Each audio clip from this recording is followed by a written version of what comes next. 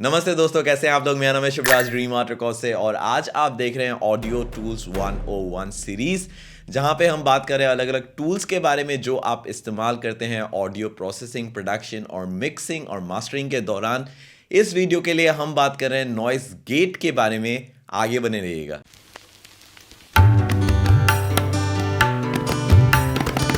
इससे पहले कि हम नॉइस गेट के बारे में बात करें, मैं आपको बताना चाहता हूं इस चैनल पे मैं अपलोड करता हूं music production videos, music making tutorials और ढेर सारे गियर रिव्यूज।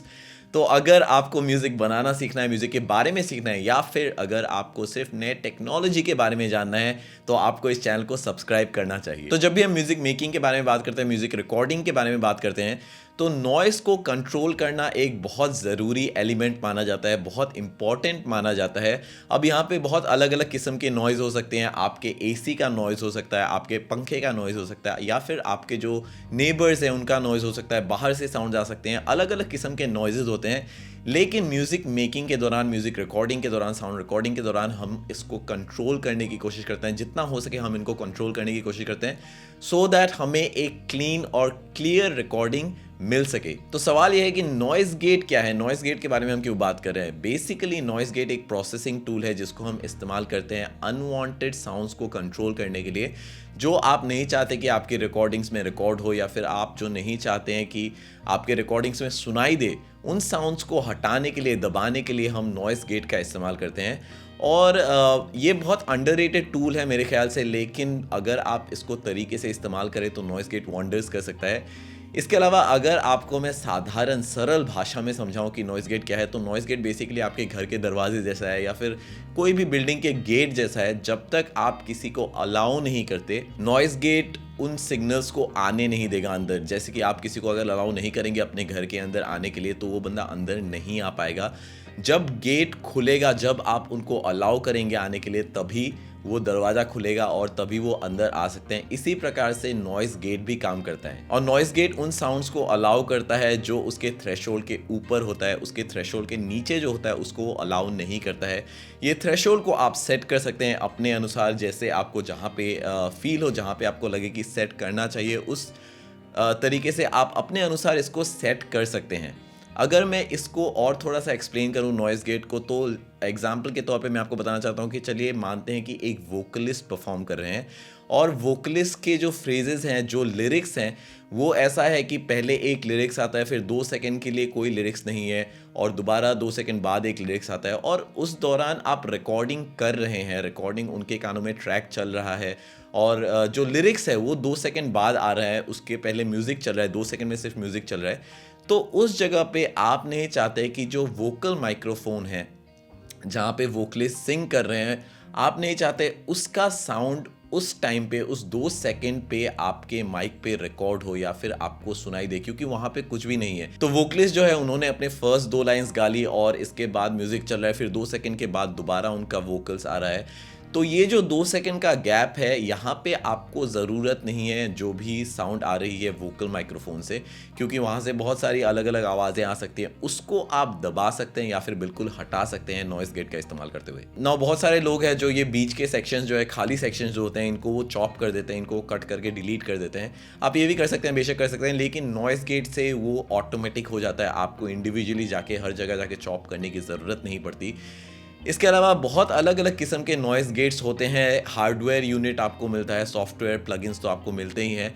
तो नॉइस गेट बहुत क्रूशियल हो सकता है जब आप क्लीन और क्लियर रिकॉर्डिंग करने की बात करें तो। और कुछ पैरामीटर्स होते हैं, कुछ कंट्रोल्स होते हैं आपके किसी भी नॉइस गेट में, नो मैटर वो हार्डवेयर हो या फिर सॉफ्टवेयर हो, ये हर जगह प्रेजेंट होती हैं। इसके बारे में थोड़ा सा डिस्कस कर लेते हैं, फिर देखते हैं हमारे कंप्यूटर स्क्रीन में जाके एक एग्जाम्पल कि कैसे एक्चुअली एक नॉइस गेट यूज़ कर सकते हैं आप। लेकिन सबसे पहले जो पैरामीटर्स हैं उनको समझते हैं। जो सबसे पहला पैरामीटर है वो है थ्रेशोल्ड। जैसे मैंने आपको ऑलरेडी बताया, थ्रेशोल्ड का मतलब है कौन से पॉइंट पे आपका गेट खुलेगा, ये आप डिसाइड कर सकते हैं, इसको हम थ्रेशोल्ड कहते हैं। अगला जो पैरामीटर है, अगला जो कंट्रोल है, वो है अटैक का, और अटैक डिटरमाइन करता है कि आप बेसिकली कितनी जल्दी वो गेट खोलने का अलाउ कर रहे हैं, कितनी जल्दी आप चाहते हैं कि वो गेट खुले। जितना फास्टर अटैक होगा वो गेट उतना जल्दी खुलेगा, जितना स्लोअर अटैक होगा वो गेट उतना स्लो खुलेगा। उसी तरीके से रिलीज़ भी होता है। रिलीज़ जो थर्ड पैरामीटर है, रिलीज़ का मतलब है कि जब भी वो आपका जो सिग्नल है जो आप रिकॉर्ड कर रहे हैं वो थ्रेशोल्ड के नीचे चले जाए तो गेट दोबारा बंद हो जाएगा, जाहिर सी बात है। और बंद होने में कितना वक्त लगेगा, क्या वो तुरंत बंद हो जाएगा या फिर थोड़ी देर बाद बंद होगा, ये डिटरमाइन करता है आपका रिलीज।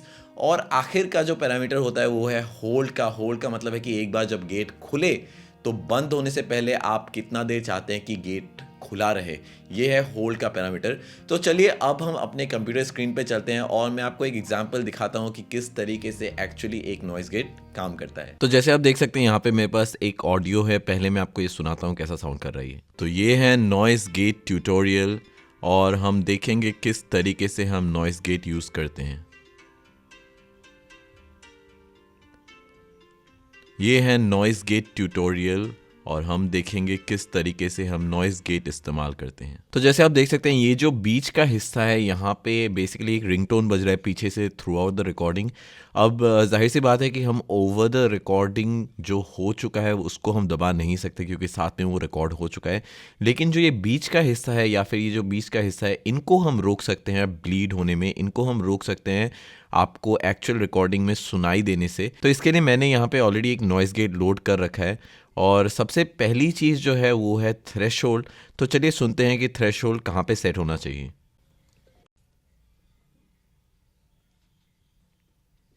तो ये है नॉइज गेट ट्यूटोरियल और हम देखेंगे किस तरीके से हम नॉइज गेट यूज़ करते हैं।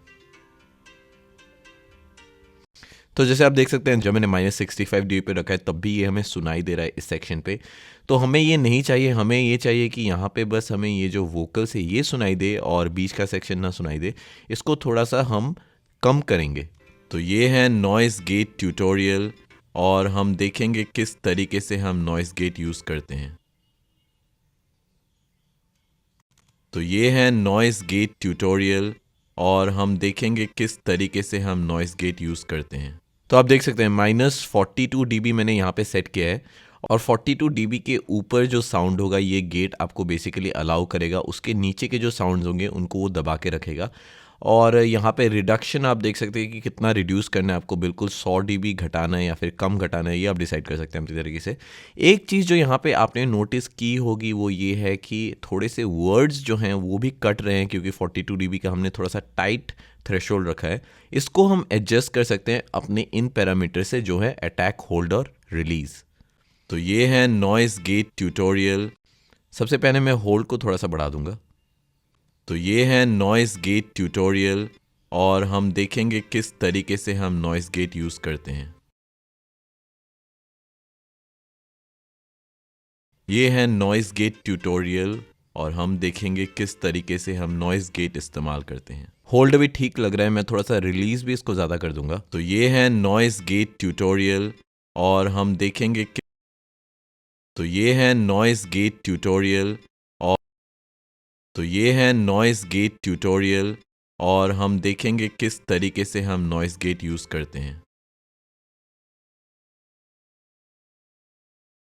ये है नॉइज गेट ट्यूटोरियल और हम देखेंगे किस तरीके से हम नॉइज गेट इस्तेमाल करते हैं। तो अभी आप देख सकते हैं काफ़ी क्लीन हो गया, ये सेक्शन हमारा दब चुका है और बीच के ये सेक्शंस भी कम हो गए हैं।